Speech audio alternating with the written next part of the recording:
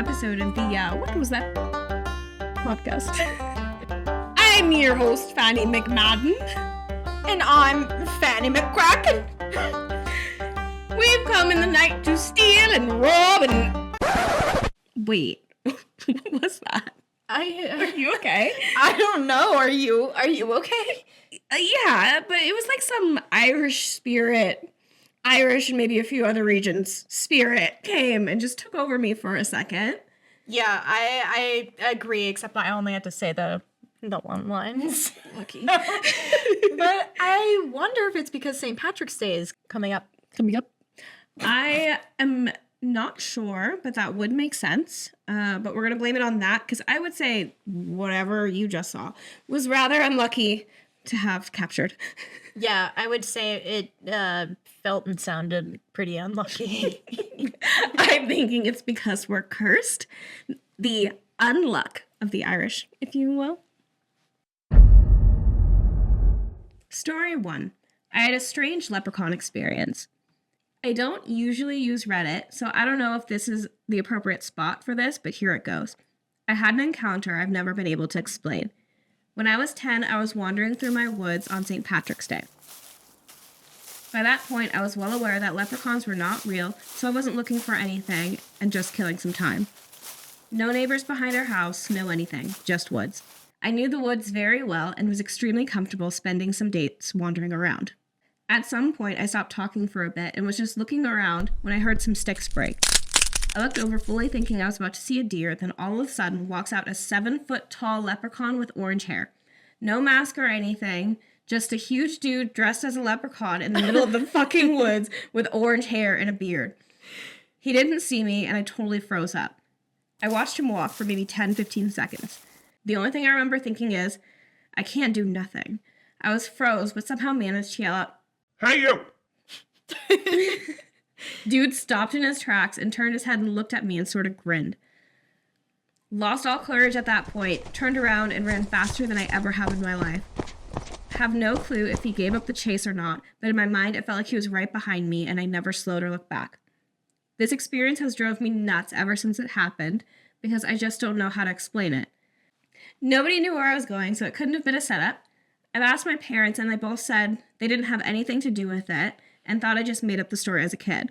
Thinking about it as an adult, my best guess is that I saw something that day and my brain just wasn't able to process it and my mind turned it into something I could understand.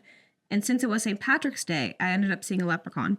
I honestly have no idea though, and it has stuck with me for years. I've never seen anything paranormal or whatever you want to call it since. I've always hated the fact that in a world where people see ghosts, UFOs, and Bigfoot, I had to see the most ridiculous thing possible.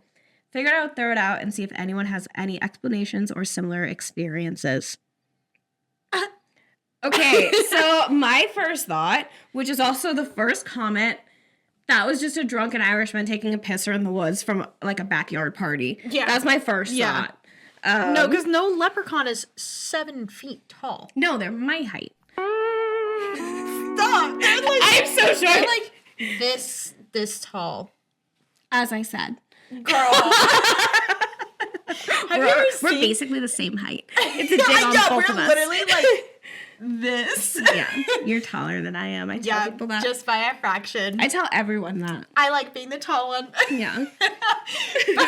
This one comment says it was a leprosquatch.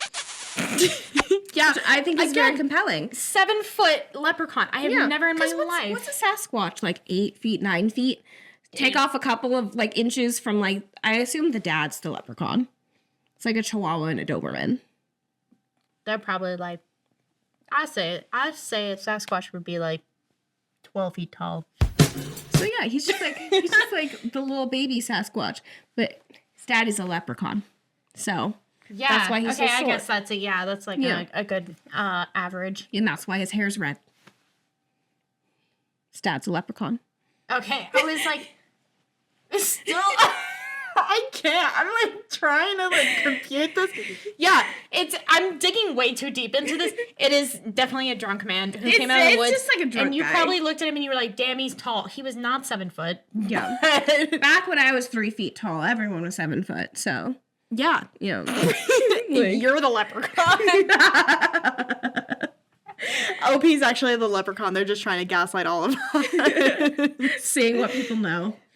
Oh, his face had a strange sort of waxy sheen to it. All the features were mostly normal except for the mouth. His mouth was too long, and when he grinned, it seemed to get even bigger. What were you on? What? Because waxy, he was probably sweaty. Sweaty. Because when you get drunk, you kind of like get hot. Especially if you're eating like corned beef, you got the meat sweats. Yeah. Yeah. You've been drinking beer all day. Yeah. Depending on where you are in the world, it could already be hot. It's hot in Texas already. As I say, when I'm drunk, my mouth is weird shit too, so I don't know. Yeah, right. He could have just been holding his mouth at a weird angle, or like, this looks normal, right? You were also. Did he say he was drunk? No, he was 10. Oh, well, 10-year-olds make up shit all the time. Yeah, what the fuck? You don't even know what he's on. Get out of here, you fucking kid. Just kidding. Please cut that out. Okay, now your comment makes more sense when you said when I was a kid. I was like, okay. Like, neat. Ow.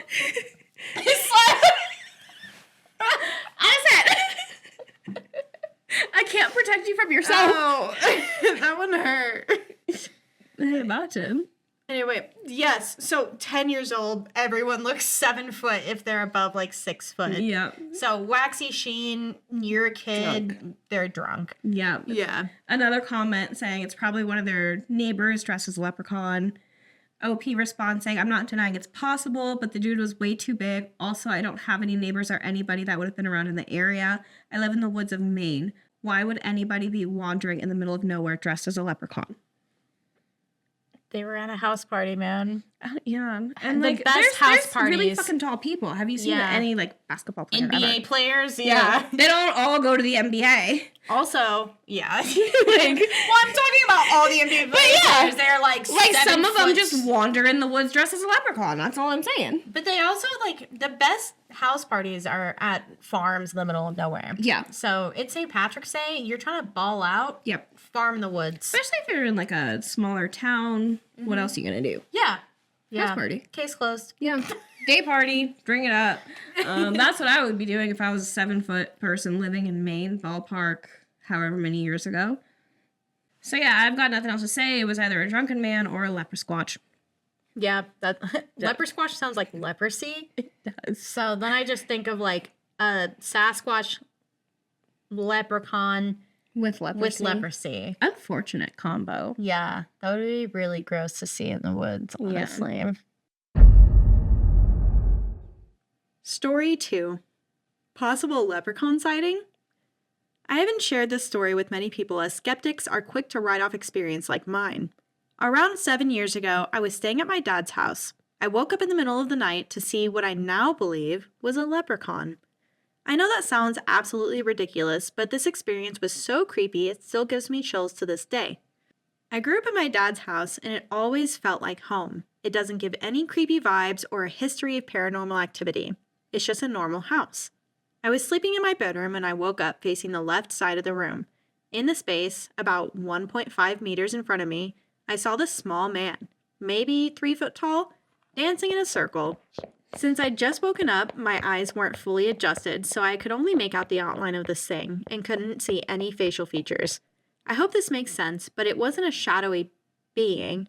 It was a solid mass, as a real person standing in the room. He was wearing a top hat, and the dancing was really strange.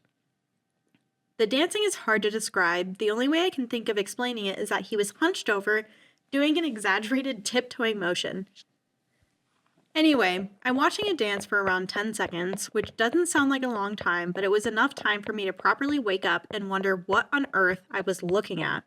I was shocked, frozen, thinking this couldn't be real. After watching it dance for a short space of time, it suddenly stops dead in its tracks, seems to turn around towards me, and begins coming at me with speed.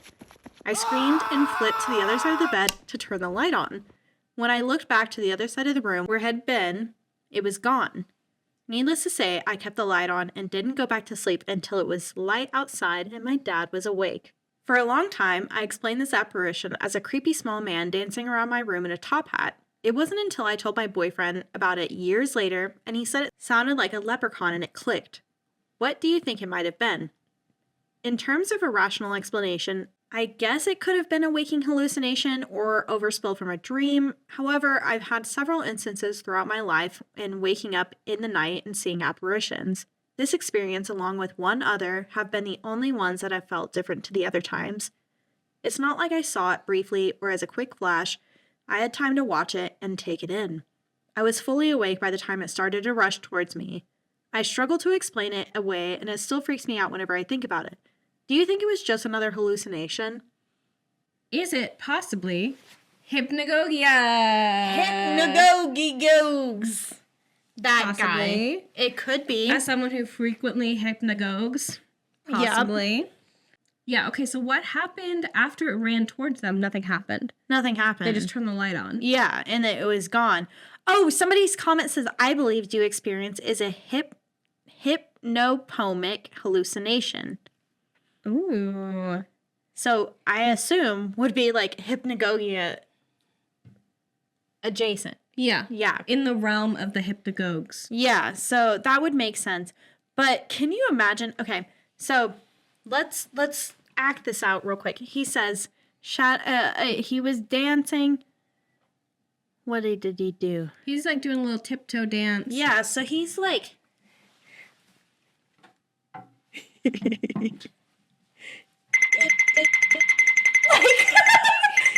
And then he stops and then looks. Yeah! And he runs towards you. Yeah. What a silly little dance. When you said he was dancing in the kitchen, my brain is so rotted. My first thought was, throw that ass in a circle. And now he's just like... No, he's just doing his little jig. Yeah, definitely. Yeah, he's tiptoeing through the tulips. His little lemon pepper steppers. Yeah. But that would be really terrifying to wake up to in the middle of the night. It's For sure. Short little guy. And I do like the way that they described the shadowy figure because I immediately could picture it. Like there's a person in your room and you can see them, but you can't see them because it's so dark. So I get that. Yeah. Yeah. That's all I have to say. Very strange. Yeah. I lean towards like some sort of like sleep-induced thing that you saw. Mm-hmm. If it is a leprechaun, wild. This person asked, were they wearing shoes? Huh? Does that matter? I don't know. OP says, I'm not sure their legs and feet were the same color. So, what did legs look like? Legs were it like said they were in England, so maybe a fairy? A type of fairy. Perhaps a fairy? Because I don't imagine... I imagine there's an array of fairies that are not very tall. Yeah. Leprechauns like fall under the category of fairy. Do they? But as we'll see later, a little sneak. There's some variety. Yeah. I know the one that I'm going to talk about later is definitely not the one that you saw because you were a child and you shouldn't have seen it. Yeah. Mine hangs out with drunk people. You shouldn't have seen it. So, yeah. Anyway. Anywho. Yeah, I would agree that it's like a hallucination, just personally, off my personal opinion. Not like anyone asked. Again. Yeah, no one asked like, us. I feel like that's like the entire thing of our show is like we'll read a story and be like, "This is what it is." Yeah, you didn't ask. You didn't write this to me. But and we certainly don't know. Here's my professional opinion as someone with 24 podcast episodes. Dang. We've got 2 mics and a podcast. Professional. 2 pretty bitches with 2 mics. Story 3. I don't know what I saw in Northern Ireland. In 2017, I was in Northern Ireland for a college field trip. My religious studies class was visiting stone circles throughout Northern Ireland, and Ireland tend to focus on religious geography. On this particular day, I think we were visiting the Bigmore stone circles. It was a normal cloudy day, and we were enjoying learning the history of the Bronze Age wonder, excitedly wanting to go back to the hotel and begin a new day of pub hopping. I remember the stone circles being separated from a nearby wood with a small wire fence. For some reason, we were hanging around the fence, peering into the woods that lay not 20 yards away. We had yet to go into the woods during our trip, mainly staying at the site surrounded by farmland. I remember wanting to go very much into this old wood for whatever reason. We all seemed to feel very curious about it. I decided to climb over the small wire fence and see if there was anything interesting in the woods. Now, these woods are different from the ones I was used to in Northern America. The branches were thick, too thick to stand in.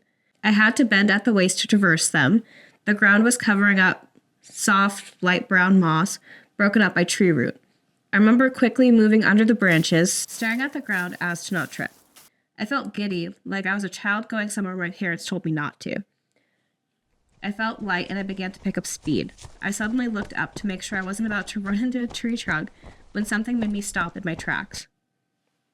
I saw legs, human legs. I could only see their legs, like some person was standing straight up in the trees. The branches are too thick to stand in, but this person, ?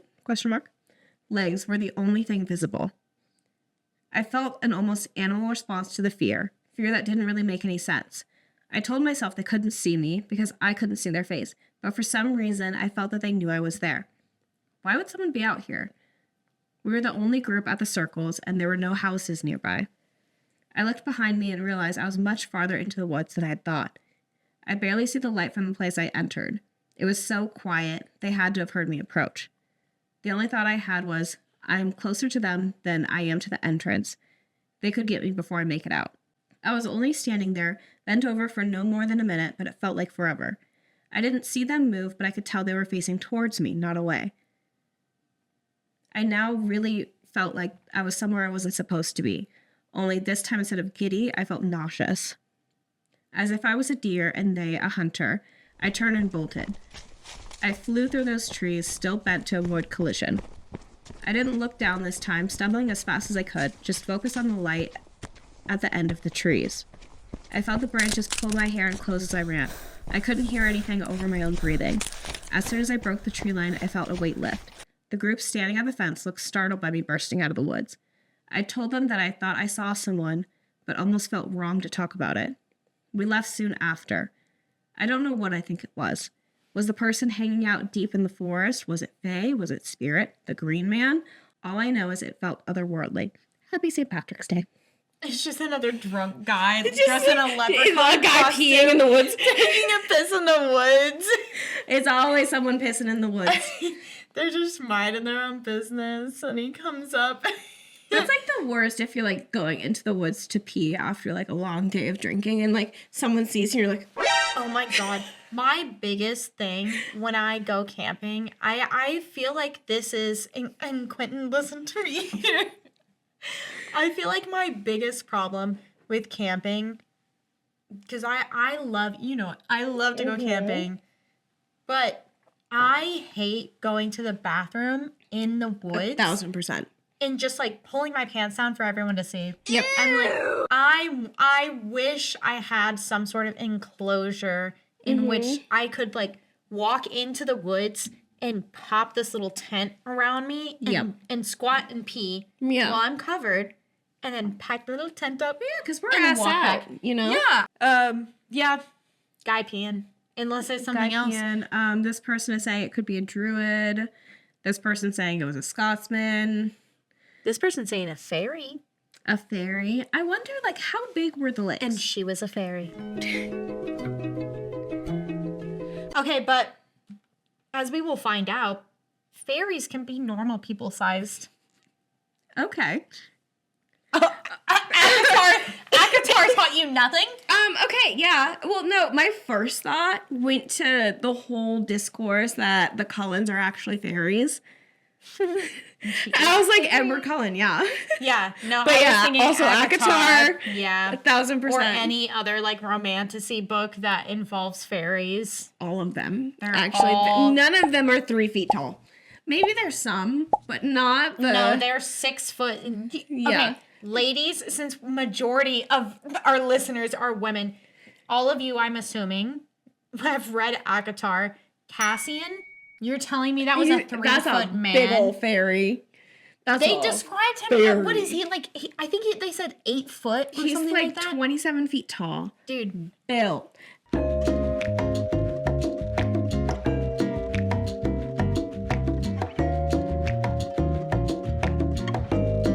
Do they have blood flow? And does he have a perma-hard?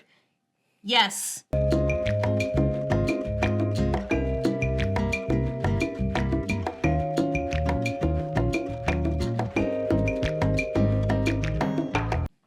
Anyway. Oh my god. That was so bad. So, Wow. Incredible. in case stuff. you're wondering what you missed in that bleep, if we get enough followers, maybe we'll have some unedited content on Patreon. At some point, possibly. That would not Maybe be on it. not that. I don't know, though, because we've talked about if we ever get enough subscribers doing Patreon and doing completely unedited videos. So you would probably get to listen to all of that. Because there's quite a bit that's left on the cutting room floor for my dad listens. Like, I imagine we'll probably do lives at some point, too. Lives would be really fun. Lives would be insane. Yeah. I feel Unhinged. like the people would like it. If we ever went on tour, they would be like Katie and Sarah would love it. They're like the only ones commenting the whole like, time. hell Take yeah. your tits out. I'm like, okay. Oh yeah, take your tits out. Like sending the gifts on TikTok. Yeah. Here's a rose. Here's a rose. Thank you for the rose. Thank you for the rose. Thank you for the rose. As they put the cowboy hat and glasses on us. It'd be so funny. We would need 2 phones. Give us enough followers so we can have 2 phones so we can do lives on TikTok. Why are we so funny? Story 4. I personally know 2 people who believe they've seen a leprechaun. Just as the title states, I personally know 2 people who have truly seen leprechauns. These 2 stories are unfortunately going to be rather long, but I want you all to get the full details. I'll post a TLDR at the end. Both of these stories take place in Western Pennsylvania. The first story takes place in 1991. My ex-boyfriend's dad was the chief of police of a small town located directly outside of a city. Okay, Charlie. I was like, my first thought, Charlie Swan. Got it. Locked in. He had several police officers who worked for him, and one was a younger rookie cop who I'll call Mike. The police officers in that jurisdiction often assisted in the city police with calls.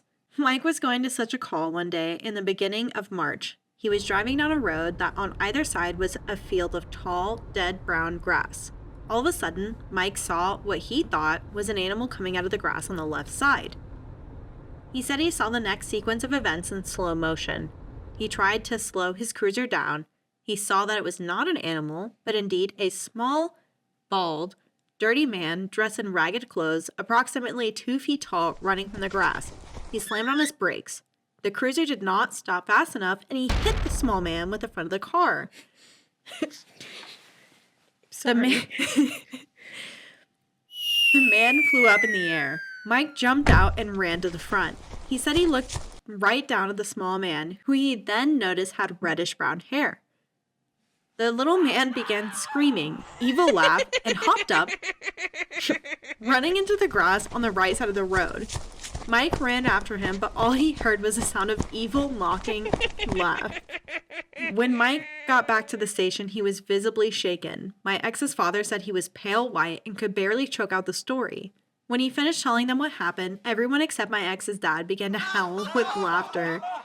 The other cops teased him relentlessly about the leprechaun stories, since it was about 3 weeks before St. Patrick's Day. One of the cops went to the dollar store and bought a leprechaun hat. He left it on Mike's doorstep with a note stuck in the brim saying, "I'm coming for you, Mikey." The next morning, Mike came in crying and told my ex's father he was quitting the police. My ex's father believed Mike and said he could tell he was extremely sincere in his belief and that he'd hit a leprechaun. He told the other cops to leave him alone about it, and Mike worked with him for years to come. I'm sorry. Can you imagine you quit your career for a leprechaun story? Yeah, you get bullied so bad that you have to quit. Okay. I first heard this story from my ex's father. I could tell he really believed Mike had seen what he'd seen. Later that year, Mike was over at my ex's house. I asked Mike about the story. He grew quite pale and quiet, and he told me exactly the same story my ex's father had told me earlier. He insists that he hit a leprechaun with his car that day. The second story takes place in 1998. My childhood best friend, Susan, grew up in one of the most haunted houses I've ever seen in my life.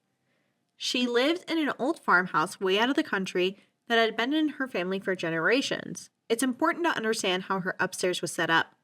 So you'd go up the first staircase to essentially a dead end, with hallways on either side of the staircase. To the right was a very large room, which was her parents' room.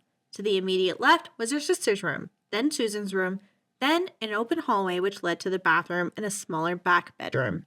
Susan's bedroom had an open doorway into the hallway that faced the bathroom and the small bedroom. Susan would often tell me of odd things that would happen in her house also, and I would often discuss odd things that happened to both of us when I would go over there.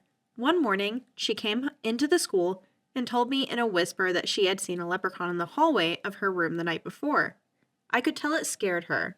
I asked her if she'd seen it before, and she said she had. She said she'd heard rustling noises out in the hallway and gotten out of her bed to peek around the corner.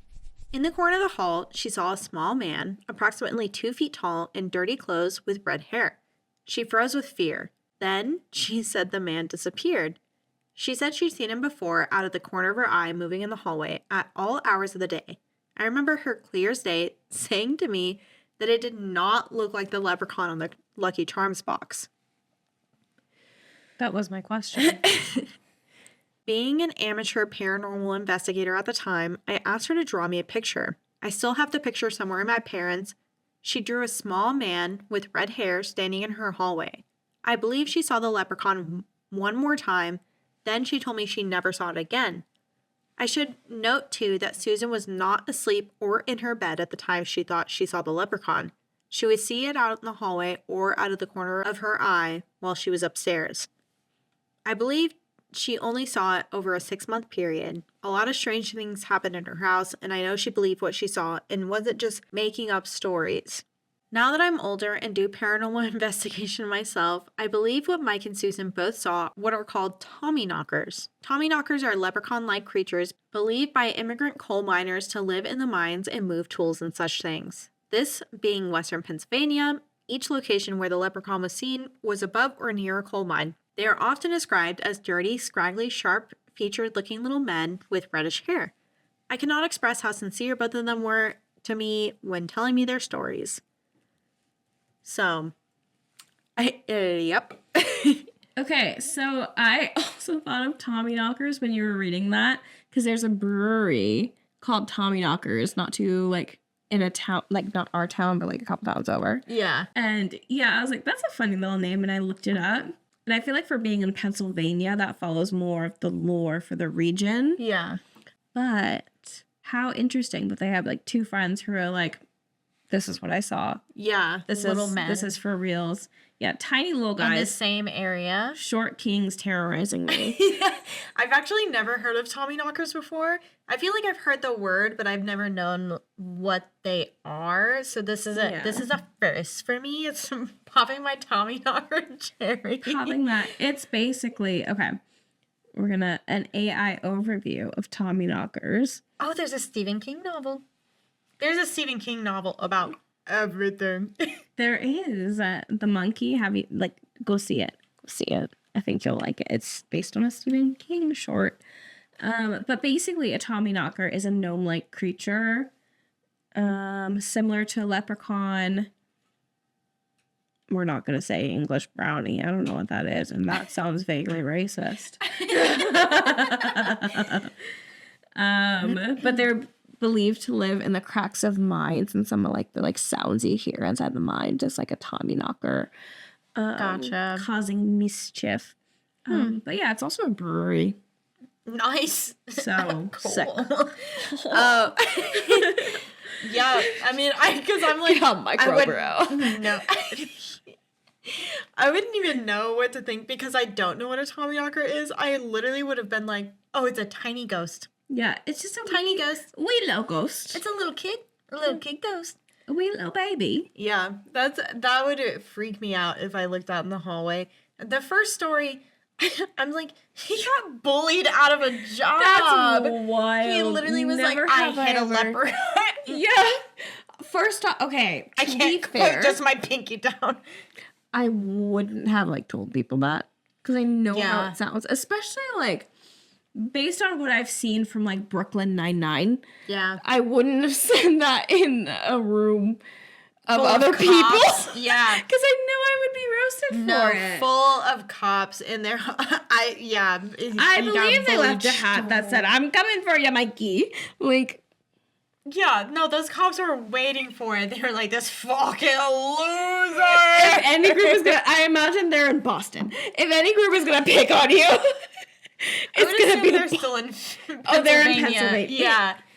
In my head for the story. It's What, the same are we kind of doing vibe. like Philadelphia? Like, I don't know. It's in Pennsylvania, so you can pretend it's Philadelphia. I imagine it's like fucking Frank from It's Always Sunny. That's who you hate. You thought you saw fucking Leprechaun? No, it's Frank on St. Patrick's Day. Oh my god, yeah, it is. He's just running across the road. Good. Oh my god, getting hit by a car. It falls into his lore. No, it does. I Yeah. can totally see it. The episode where the gang saves Frank from being hit by a car.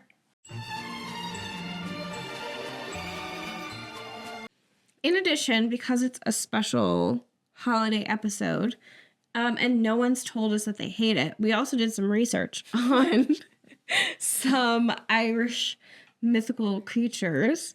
So, start now. So we're doing it. These are our mythical folklore, Celtic folklore. So I picked the Banshee. I'm sure you've heard of her. I imagine just like the sound. she's a pretty renowned creature, you know. Mm-hmm. So I'm Irish, as you know. My whole family pretty much is Irish. I have Celtic. I have Celtic on both sides. So I figured, as an Irish woman, what better folklore to explore than Irish women?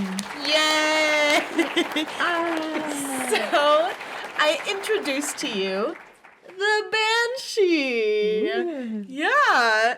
So the Banshee, the meaning of the word vaguely means woman of the fairies. So she was first known in Irish and Celtic folklore as the woman of the fairies.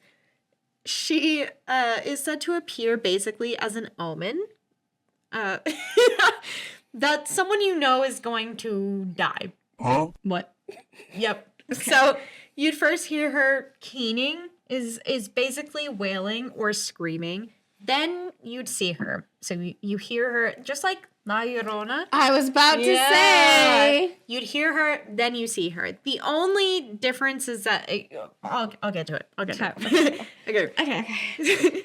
Although she's world renowned at this time, she first popped off and went on the scene around 1300 AD. It was like 1380 AD, around there. So, and she had a very specific description at the time. It's morphed over time, as legends do, but at this point in time, she had a very specific. So, being in Ireland, Scotland, she obviously had long red hair, extremely pale, like ghastly.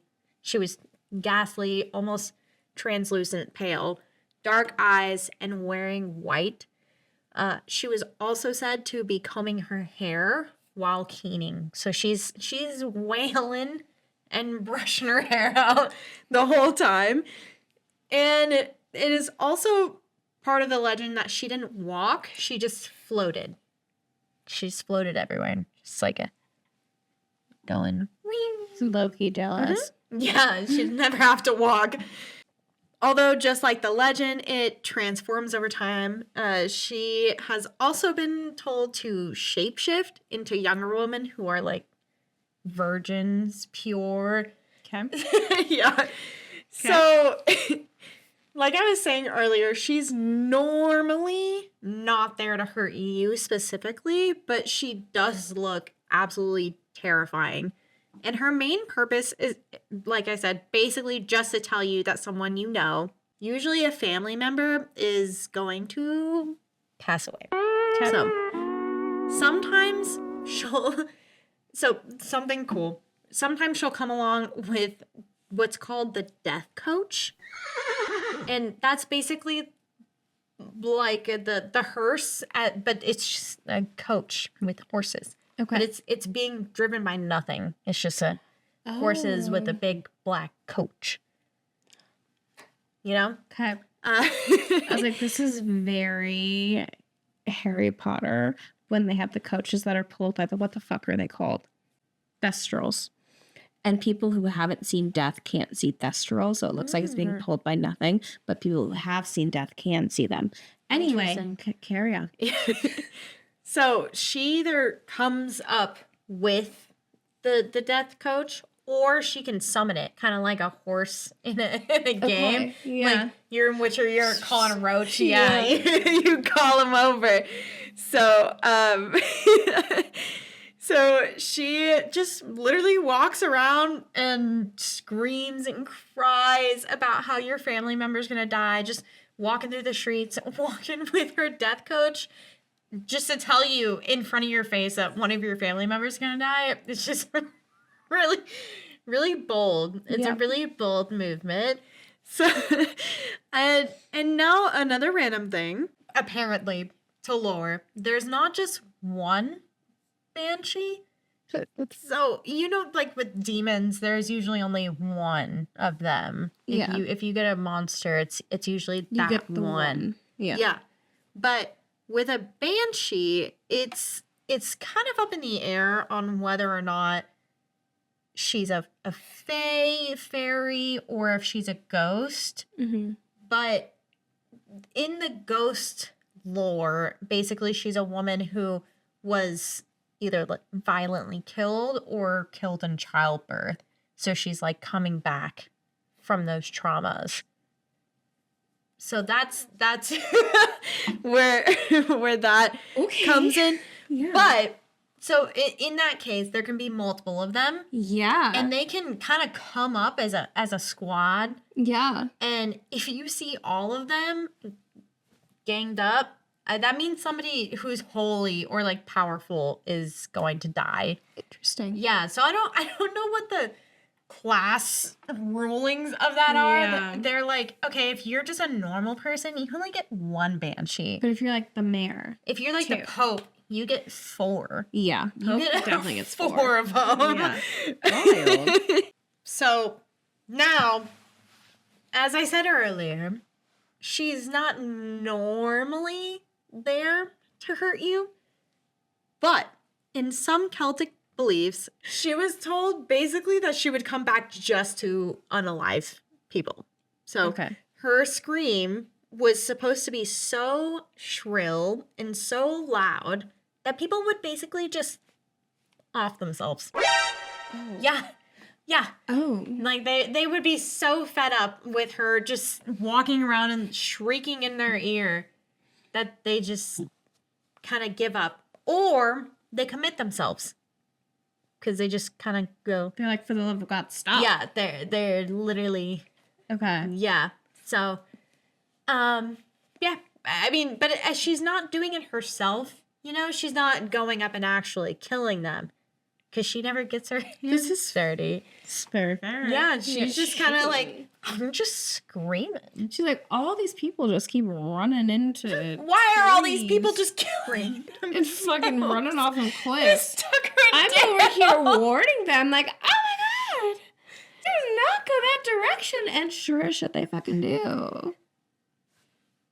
Not my What are fault. you gonna do? It's not my fault problem. that they killed themselves. I tried to scare them and warn them the other way. Alas, they did not. They just ran straight into the tree branches. Not my fault. Not my fault at all. But yeah, that's our wild. fairy ghost mother. Forever wailing, just like you and I. Super short, super short, super sweet. Cute. Love that for her. Yeah, she's a girl boss at our core. Go off and cry. That's all we need. Just like a squonk. If you guys don't know what a squonk is, I use it for a lot of my gamer tags, but it's a creature, a mythological creature that is so ugly that it just cries all the time. That's it. Same. Banshee, squonk. One and the same. One of the same. Anyway, that's the banshee. What do you gotta say? What do you gotta say? Yeah, how banchanting Oh. was your presentation? Thank you. If I die, I would like to become a banshee. I feel like that would be a good way to go. Yeah, because you just... I don't want to be the one that, like, drives people to madness. Yeah. I want to be the one that's, like, foretelling of death. Honestly, depends on the people. Okay, fair. Like, some of those people, Fair. honestly, fuck you. You know who you are, fuck you. Run into a fucking tree branch. Like, Yeah. if I could scream you to that direction, I fucking would. It would be so fun to just, like, stroll up on a town with a horse. Yeah. Like, a dark horse and carriage behind you, and you just... Hey, Guess I'm who? here to collect. Yeah. Guess which one of you bitches is coming home with me? Fuck some of you, honestly. You should die by banshee.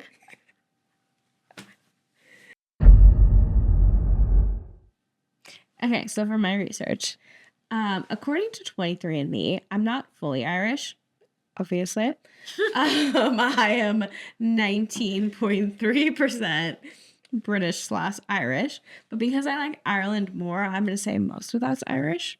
Is it true? I don't know. And honestly, I don't give a shit. I freaking love St. Patrick's Day. I don't know what it is. It's one of those holidays where I literally go feral. I am so excited to be there. I'm drinking green beer. I'm drinking whiskey. Do I like whiskey? No, I'm drinking it. As an extroverted social drinker, it's my actual perfect holiday. And so I found a character in Irish Folklore who very much embodies whatever possesses me on St. Patrick's Day. Oh my god. Literally. It's called a Leprechaun. It's a playful little fairy in Irish folklore known for his great love of drinking and tendency to haunt breweries, pubs, and wine cellars. Same. Okay. Yeah, like literally. Yeah, interesting. Been there, done that. I like how that's what the is. Okay, continue. Yep. Mm-hmm. He's related to Leprechaun. Their lore is intertwined because of a few similarities, specifically being a shoemaker and protecting treasure. They love to drink after they've cobbled up all the shoes and finished their chores. This has led to some folklorists to suppose that the Leprechaun is actually a leprechaun on a drinking spree, while others think it's a regional variation of the same creature. Okay. Leprechauns are commonly portrayed carrying a jug of ale, wearing a leather apron with a hammer in hand, whistling while he works. He carries a magical purse. The contents vary. It can contain a magic shilling that always returns to the purse, no matter how often it's spent. Sometimes the purse is always full of money, no matter how much the Leprechaun spends, and for this reason, humans often try to capture him and steal his gold. That's fair. You got a Mary Poppins bag worth of coin. It never runs out, no matter, like, you can spend... You got Daddy's 10,000 black card. Daddy's black card of like folklore. Yeah, absolutely. No wonder. Even if he's caught, he has the power to vanish as soon as his captor looks away, similar to a leprechaun. So if you take your eyes off them for a second, gone. So you gotta lock in. Okay, so I really gotta like dig my claws in before they Do run not away. look away. Don't blink. Well, I just buy a house and everything while I'm still looking. Pay for it. Online has made capturing these a lot easier, honestly, and taking all our money. Just kidding. So he'll carry two purses, one with a magic shilling and the other one with a normal copper coin. And he'll trick thieves by giving them the regular coin purse. Like a leprechaun, he's known to have knowledge of hidden treasures and can be forced to reveal the location. In such instances, one of his tricks is to create an illusion of multiple treasure marks, so the seeker never knows exactly where they're trying to dig up that treasure. Which honestly, if you kidnapped me and tried to make me tell you where the treasure's at, I would also lie to you. Yeah. I'd be like, you know what? Fuck you. Not if they were like beating me though. As we have discussed. Yeah. No, I'd give up the secret so fast. I'd be like, actually, there's so much treasure and it's all here. You can find it all here, and if you ask this person, they can tell you where more is at. Look at the map. Okay, you looked, gone. They're most often found in Irish pubs and wine cellars in Munster. Picture included. It said if you were to leave your drinks unattended, you would soon find your cup dry, drained by the Leprechaun.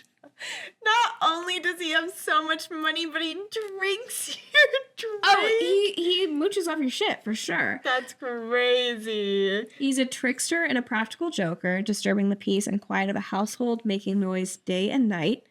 They'll open wine barrels, break bottles, and consume large quantities of alcohol. If a Leprechaun is expected to be present in your home, one can assume their liquor supplies will mysteriously diminish. The hope is the fairy will depart once the last drop of whiskey, their favorite drink, is consumed. If you find your liquor supplies mysteriously diminished in your home, it's not the teenagers that live there, it's the Leprechaun at play. As I'm sure my sister Allie would attest to my mom. Besides his love of drinking, the Leprechaun also enjoys smoking a pipe. The small disposable clay pipe that he uses is known as a fairy pipe, and they're often found while digging or plowing, said to belong to him. So I did find a cute little list of do's and don'ts to do when you face a Leprechaun. Oh, just like a Namahage! Yeah, and when he's like, give me the booze. Do be sure who you're dealing with. Leprechaun or Leprechaun. A Leprechaun will be very insulted if he's accused of being his drunken cousin. Leprechauns are usually differentiated by their attitude and their fashion sense. Okay, word. They like to wear reds and plums, same except for nails. Reds and plums instead of earth tones worn by a leprechaun. And they're not the honest worker that a leprechaun presents themselves to be. They're the type that's like, yeah, I worked, but now it's time to cut loose. Yeah. Maybe. Facial hair is also a key difference. A leprechaun is usually more clean-shaven, where a Leprechaun has a lot more facial hair. Definitely listen to his stories. They're fabulous storytellers and love nothing more than sharing a drop of whiskey with a friendly ear. Be careful, though, as they're known to drink the most seasoned drinkers under a table, and if you stop listening to their stories, that's a bit rude. Do leave food out for them. They want food Same. and alcohol. Literally a Namahage. After drinking all your alcohol, a Leprechaun would love a little snack. So leave out something tasty for them, and they might be inclined to do something nice for you, such as leave you money or bring your house good fortune.